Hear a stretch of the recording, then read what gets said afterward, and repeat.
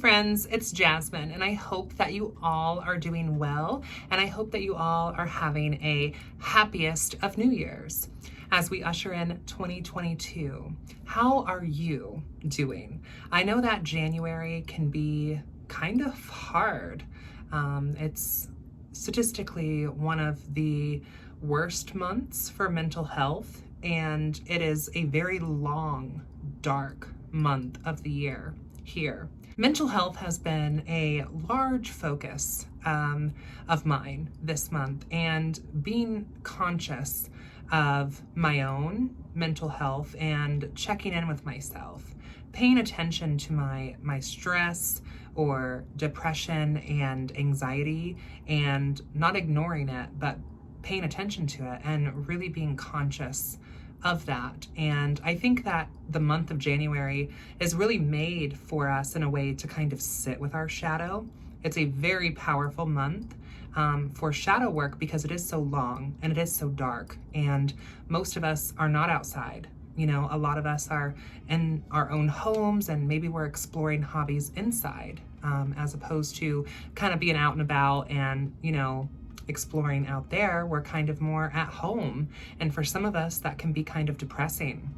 Still living in the times of the Pacifica, the Pandora's box, the panini, whatever you would like to call it.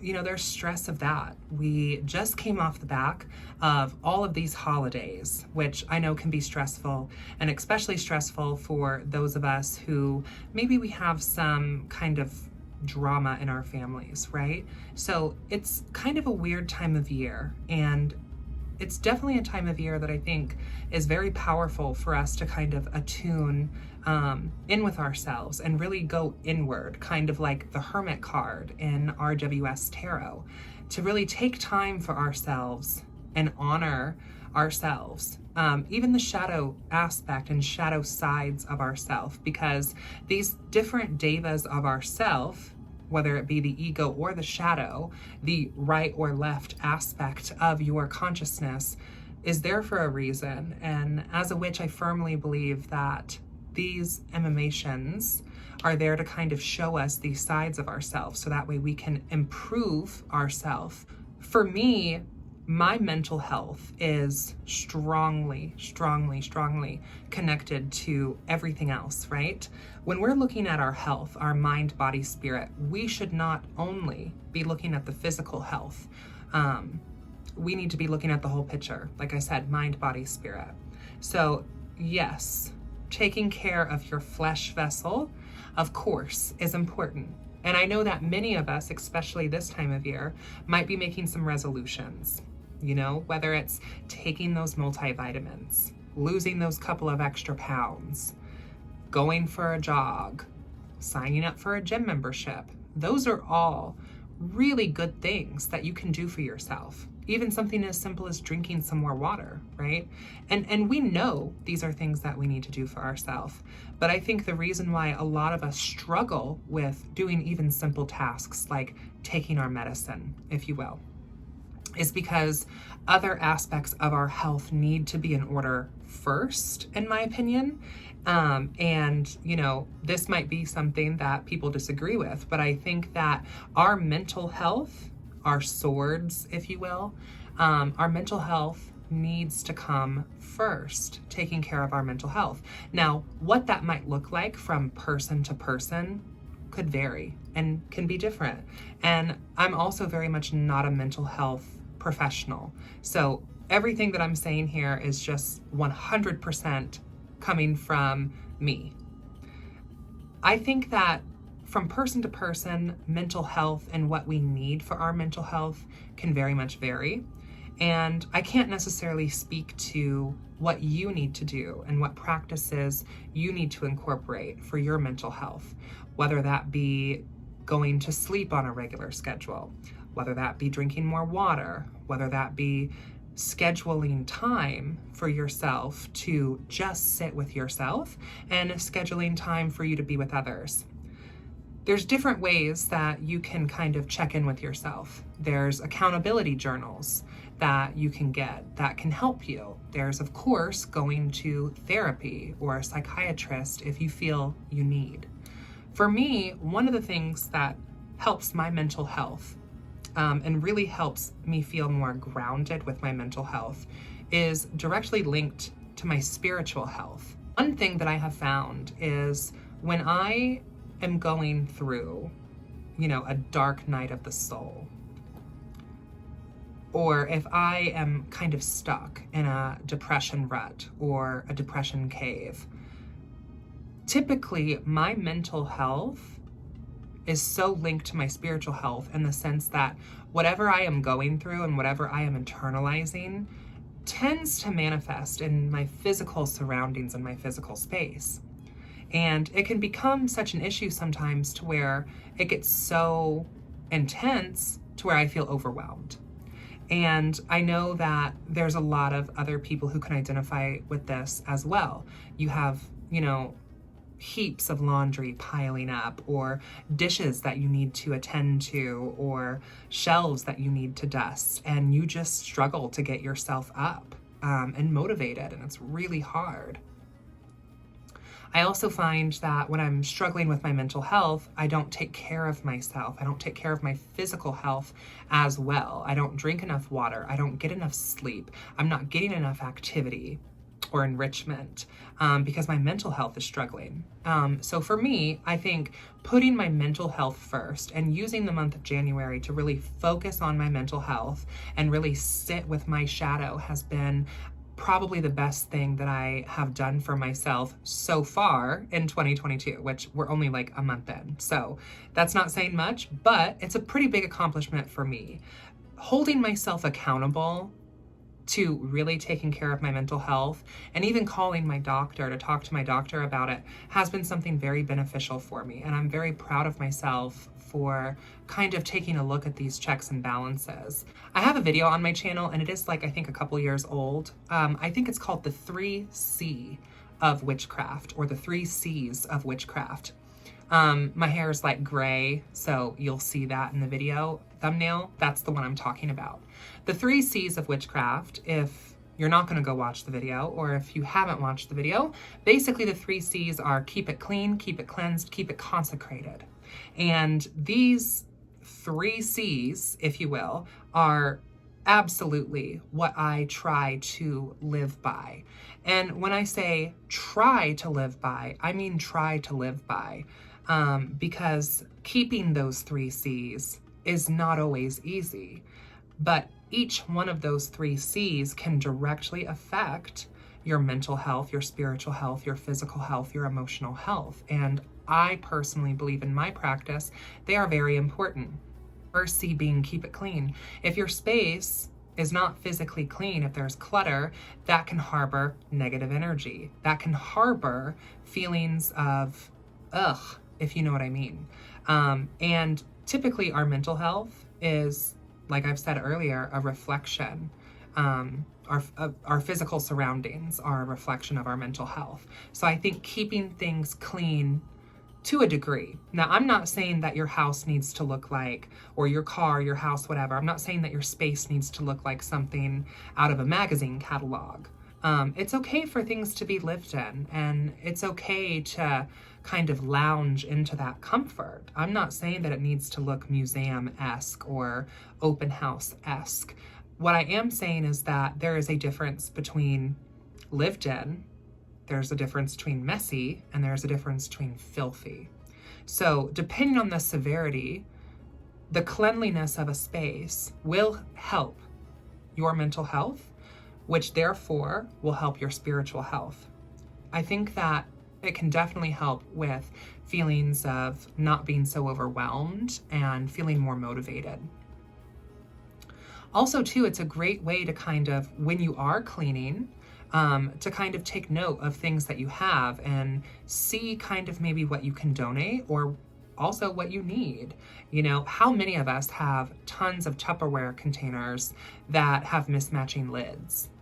Maybe take this as a time for yourself to where you set a goal and you know what?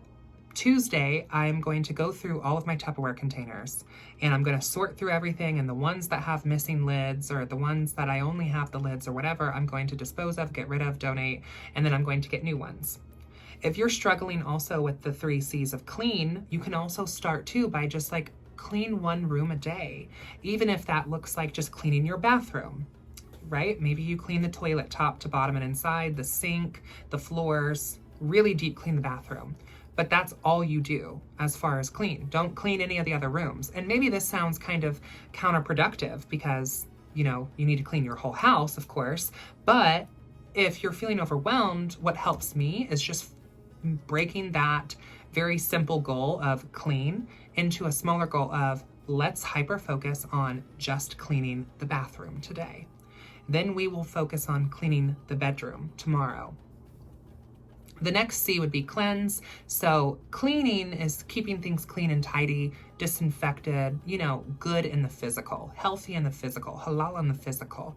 But cleansing, this is more astral, this is more spiritual. So this is where, you know, your seining or your smudging or your floor washes would come into play. So this is banishing and cleansing in a spiritual way and also blessing your space. And then consecrating, this is making it magical. So this might be where you hang up some wards around your house to prevent, you know, malevolent energy from entering, or maybe you stick little mirrors in the pockets of your window facing outwards to reflect things like an RTS, and you enchant those. Maybe you use some, you know, enchanted oils and anoint mirrors to prevent prying eyes from, you know, looking through the mirrors to gaze upon you for malevolent energy. Maybe you also make yourself some ritual bath salts for money or protection or love, to prepare yourself for ritual baths for the coming month or the coming several months if you decide to make a large batch. Consecration is a way to essentially make magical. So kind of like how some priests will bless things. That's consecration. And as witches, we don't need a priest necessarily to bless things for us. We can do it ourselves through our magic. I hope that you all are doing well in my videos. I know that it might kind of sound a little bit cheesy or corny when it's like, hey friends, it's Jasmine, and I hope that you all are doing well. And maybe to some people it even sounds a little vapid, but I genuinely do hope that you are doing well. You know, as someone who has been through highs and lows and still goes through having to maintain and check in with my mental health, I genuinely hope that you are doing well. Especially this month in January. It's a very difficult month for a lot of people. And I want you to know that in my experience, I genuinely do believe that in all things, it is temporary, be it positive or negative. So while we are in this long, gray, seasonally depressive, post-holiday, entering tax time, you know, there will be fun and joy and light again. And you are loved and you are cared for. You are sacred and divine and cherished. You are worth celebrating. You are worth protecting. And I genuinely hope that you are doing well.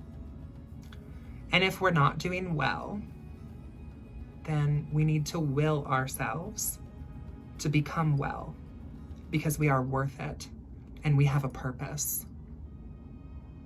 I definitely want to give a big special shout out to all of you who attended the Yalda's Night New Year's Omen Craft live stream, celebrating the fact that it's a new year and we have over 2,000 subscribers on the channel, which is so crazy and amazing and humbling.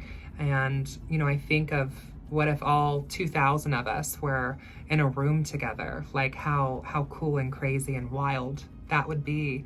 And I thank you all so much for celebrating Yalda's Night, and for those of you who participated or donated in the ritual, who motivate me and push me and support me to continue to show up for myself and continue to push me to show up for my craft and my magic.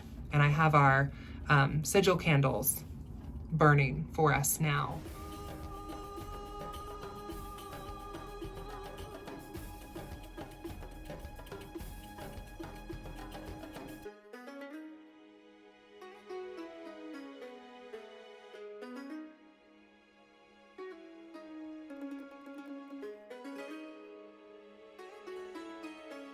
And, you know, I'm really sitting with this energy of Yalda's Night and the poems that we read from the Hafiz. And I'm taking time every day to be conscientious of our prayers and our wishes and our intentions. And it has been such a wonderful experience interacting with all of you and hosting that ritual and having my friends with me as well. They were such a big help, and like, I really, really appreciate them and everything that they did to help make sure that, you know, everything went off without a hitch. Sometimes it's really beneficial to remind ourselves that we have other people in our corner and that we are not alone, which is very on brand for the Esbat of the Wolf Moon, which my kind of favorite proverb in regards to the Esbat of the Wolf Moon for the month of January is that a wolf that never howls never finds its pack. What I kind of resonate with that is you have a pack. They're there for you, but you have to howl. Speaking of friends, one of my coven mates gifted me this super awesome container. It's like almost like a cookie tin is what it reminds me of, but it has like this cool funky insect on it, and it's got like some carnelian or something. I think this is some candle wax on here. I just think this is really cool and I'm really excited about it. I'm not really sure like what I'm actually gonna put in here, but we're excited. Also, I know I normally do a nail cam. I don't really have nails right now. I know it's kind of crazy. I'm kind of like giving my nails a break, but we just have like this black gel sort of situation going on. Yeah, so that's different, right? It's kind of weird to like be able to like close my fist and everything. It's different, but you know. Also ordered myself the Hermetic Tarot, which this deck to me like really kind of stuck out when I saw it. And I've been, you know, reading some more Hermetica-based teas with Hermes Trismegistus, and I saw this deck recommended to me, which is funny because I was thinking about getting the Filth deck anyway, but then I saw this one and I kind of like the black and white imagery of this deck, so I decided to go ahead and purchase this. I haven't really used it a whole lot yet, so I will definitely have to let you know what I think, but I have looked at some of the imagery and it does seem to kind of fall in line fairly similarly with RWS, but it also has kind of a hermetic twist to it. So I'm excited to kind of like explore this deck more. Also, for those of you who may not know, I run a book club. So this is a book club. We have a Facebook group. It's called, I believe it's the Indie Witches Book Club. Maybe I'll post a link in the description, and that's Indy as an I-N-D-Y as in Indianapolis. This book club is completely free and totally open to whoever might want to join. If you're interested in engaging with a witchcraft community and occult-based community in person or online, and you're interested in some occult literature, be it classics or modern, I would definitely encourage you to join.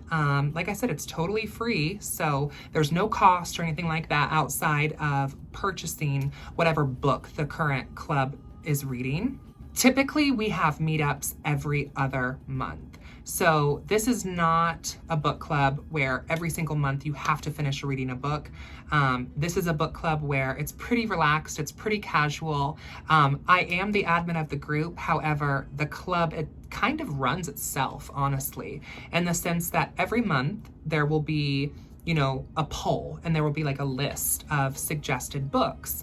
And how we kind of work it is the book that gets the most votes is the book that is chosen for book club. And this month's book club book is The Orishas, Goddesses, and Voodoo Queens by Lilith Dorsey. The Divine Feminine in African Religious Traditions. I was recommended this book by a friend of mine because I was looking to find more information to get a better understanding on these traditions. I am someone who has, great reverence for it, and I want to show my respect. And especially someone working in the occult, I believe that I need to be well read in order to properly give the best guidance of my abilities through my own experience. Lilith Dorsey is just an incredible author, an incredible person.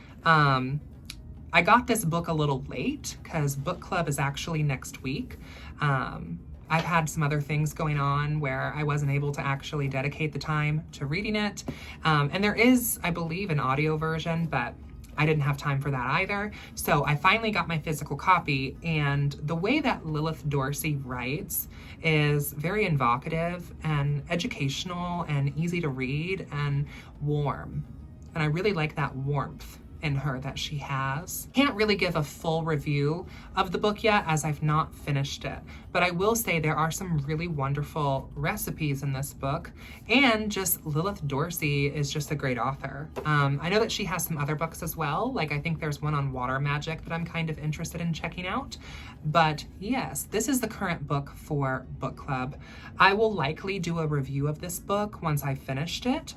If you are interested in joining book club, like I said, just check out the Indie Witches Book Club and you can submit a request to join. Chances are your request will be approved. If you want to meet up for the physical meetup, that is going to be held at Spiritual Gardens. Anyone is welcome to attend, and if you would like to attend the online meetup, there's typically meetups that happen in the digital as well. So it's not something that you have to be in person for. You don't have to necessarily even read the book in order to join the conversation. So kind of keep that in mind. So far, I would give this book a 10 out of 10. I can't give a proper review because I haven't read the whole book yet, but yeah. If you're interested in a good read and you want to check something out, I would recommend this book, especially like that coconut cleansing ritual that's in the book, and I kind of want to try it. I've also recently read Practical Jinn Magic as well, and I have a lot of thoughts on this book. I've been contemplating about doing a review video about this book.